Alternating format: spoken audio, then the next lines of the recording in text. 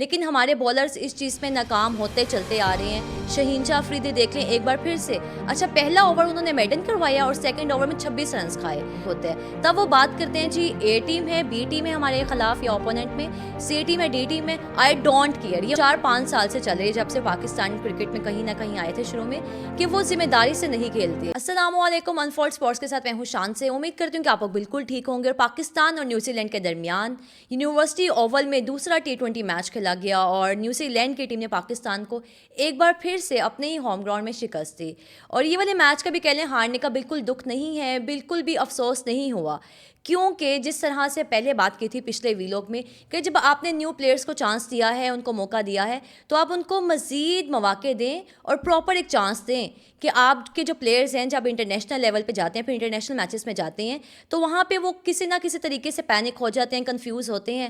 Pressure game ہوتی ہے کہ آپ ایک اس معیار پہ جا کے جب کرکٹ کھیلتے ہیں, کیونکہ آپ کا ڈومیسٹک کا اور انٹرنیشنل کا کہہ لیں کہ زمین آسمان کا فرق ہے کہ وہاں کی کیسی کنڈیشن ہے, آپ کی کیسی کنڈیشن ہے. اور جہاں تک کنڈیشن کی اگر بات آئی گئی ہے تو نیوزی لینڈ کی اگر کنڈیشن کی میں بات کروں کہ پہلے میچ میں بھی دیکھا گیا کہ وہاں پہ اس طرح سے بیٹنگ فرینڈلی سرفیس نہیں تھی, وکٹ نہیں تھی.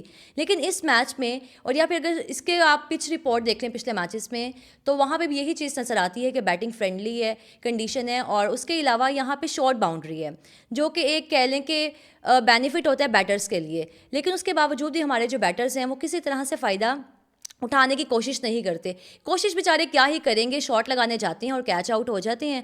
اور شارٹ بال, اچھا شارٹ باؤنڈری, شارٹ بال, اور یہ وہ کنڈیشن ہے جہاں پہ اگر آپ شارٹ بال کر رہے ہیں تو پھر بہت مشکل ہے آپ کے لیے کھیلنا.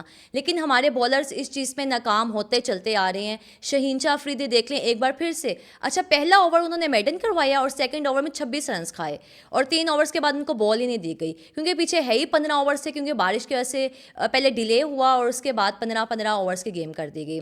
لیکن خیر بیٹرز میں دوبارہ آؤں گی کہ حسن نواز جو تھے ایک بار پھر سے اسی طرح سے آؤٹ ہوئے پہلے میچ میں بھی. لیکن جس انداز میں انہیں ڈومیسٹک میں کرکٹ کھیلی ہے, مجھے لگتا ہے مزید موقع دینے چاہیے. اور وہ ایک لگتے بھی ٹیلنٹڈ پلیئر ہیں, ایبلٹی ہے ان میں, وہ آگے آنے والے ٹائم میں مزید خود کو منوا بھی سکتے ہیں. اور ساتھ ہی محمد حارث ماشاء اللہ سے جب میڈیا ٹاک کرتے ہیں تو کانفیڈنس ان کا آسمان پہ ہوتا ہے. تب وہ بات کرتے ہیں جی اے ٹیم ہے, بی ٹیم ہے ہمارے خلاف یا اوپوننٹ میں, سی ٹیم ہے, ڈی ٹیم ہے, آئی ڈونٹ کیئر, یہ ان کے الفاظ ہیں. اور جب آپ میچ میں جاتے ہیں تو آپ وہی حال کرتے ہیں جو آج کل میمس بنتی ہیں, پھر ٹک ٹاک پہ ویڈیوز آتی ہیں جس میں لوگ اتنے عجیب عجیب میوزک لگاتے ہیں کہ پہلے آپ کیا بات کرتے ہیں, بعد میں آپ کے ساتھ کیا ہوا. تو مجھے لگتا ہے شاید حارث کا وہی حال ہو گیا کہ آپ کو سمجھ ہی نہیں آ رہی کہ آپ نکل کے کھیل رہے ہیں.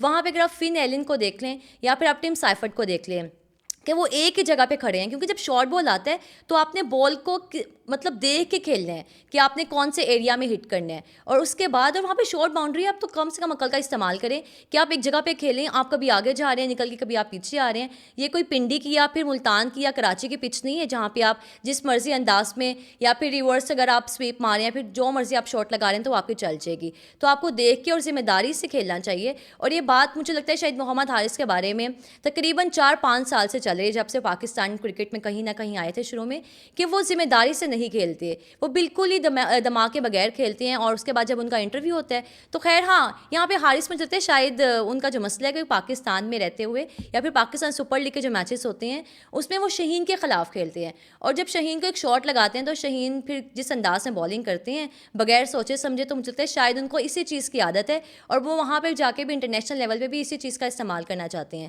لیکن جو اپوننٹ ٹیم ہے آپ ان کو دیکھیں گے, ان کا ہوم گراؤنڈ ہے, اور پاکستان اور نیوزی لینڈ کے درمیان یہ میچ کھیلا گیا تھا 2024 میں. تب بھی نیوزی لینڈ کی ٹیم نے وہاں پہ 224 رنس بنائے تھے اور بیٹنگ فرسٹ کی تھی انہوں نے, اور اس میچ میں بھی 39 رن سے وہ والا میچ نیوزی لینڈ نے جیت لیا تھا. تب بھی آپ کے تقریباً یہی پلیئرس ہیں, لیکن تب بابر اعظم بھی تھے, لیکن بابر کے ہوتے ہوئے تب بھی ہم میچ نہیں جیتے تھے. تب بابر اعظم نے آئی تھنک 45 رنس کی کچھ نوک کھیلی تھی, اس کے باوجود بھی ہم وہ میچ ہار گئے تھے. اور تب بھی فن ایلن نے ہی 137 رنس بنائے تھے 62 بالس پہ.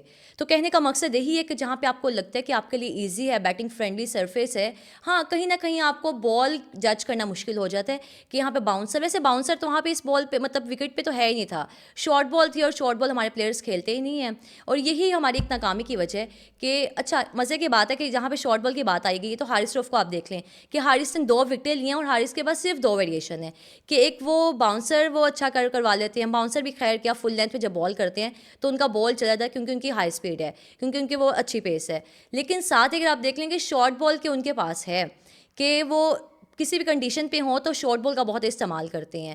لیکن خیر اگر ویریشن کی بات ہے ہی تو آپ نے عباس افریدی کو کیوں اس میچ میں موقع نہیں دیا, آپ نے پھر عمیر بن یوسف کو نہیں دیا, آپ سیم اسکواڈ کے ساتھ گئے. اور پاکستان کرکٹ بورڈ کے پھر مینجمنٹ کی یہ ایک مینٹیلٹی ہے کہ وہ اگر ایک میچ میں پلیئرس پرفارم نہیں کرے, ٹھیک ہے جو نیو پلیئرس ہیں اگر وہ پرفارم نہیں کرتے تو آپ اگلے میچ میں انہیں کو چانسز ہیں. لیکن جہاں پہ پرانے پلیئرس ہیں, شہین ہو گئے, رؤف ہو گئے, اگر وہ نہیں کھیلتے تو آپ اگلے میچ میں اٹھا کے باہر پھینکیں ان کو. لیکن آپ نے عباس افریدی کو پھر موقع نہیں دیا. سمجھ سے باہر ہے کہ شہین افریدی کو کیوں اتنے میچز بار بار ملے جا رہے ہیں, اور وہ کیا کرتے ہیں ہر میچ میں اسی طرح سے پرفارم کر رہے ہیں. اچھا ابرار کو آپ نے باہر کر کے رؤف کو ان کروایا, وہ ایک اچھا ڈیسیژن تھا. لیکن شہین کو باہر کر کے آپ کو چاہیے تھا آپ عباس افریدی کو ان کرتے, کیونکہ عباس کے پاس مجھے 4 سے 5 ویریشن ہیں. اور پہلے بھی جب عباس گئے تھے نیوزی لینڈ, مجھے لگتا ہے جو 2024 کے پاکستان اور نیوزی لینڈ کے درمیان سیریز ہوئی تھی, اور اس میں بھی انہوں نے اچھی بالنگ کروائی تھی اور اس اسکواڈ کا حصہ بھی تھے. لیکن آپ پھر انہیں پلیئرس کے ساتھ جاتے ہیں بار بار, آپ پتہ نہیں کیا دیکھنا چاہتے ہیں. لیکن شاداب خان پہ جس طرح سے ہم نے تنقید کی, بلکہ ہر مطلب کہ جو کرکٹ دیکھتے ہیں لوگ, سب نے ہی بات کی تھی کہ شاداب کیا کرے, نہ بیٹنگ آتی ہے نہ بالنگ آتی ہے, اور وائس کیپٹن بن کے پاکستان کرکٹ کے ساتھ دوبارہ چلے گئے ہیں. لیکن ہے اس میچ میں انہوں نے جب دیکھا کہ سلمان علی آغا بیٹنگ کر رہے تھے, اور اس کے ساتھ ہی شاداب نے بھی اپنے شاٹس لگانے کی کوشش کی اور اس میں کامیاب بھی رہے. لیکن سلمان علی آغا نے جس انداز میں بیٹنگ کی ہے, مجھے لگتا ہے وہاں پہ ایک بہت ذمہ داری لی انہوں نے خود پہ, اور اچھی بیٹنگ کی. اور جس انداز میں نے شارٹس کھیلی تو وہی سیم چیز شاداب نے بعد میں اپنائی.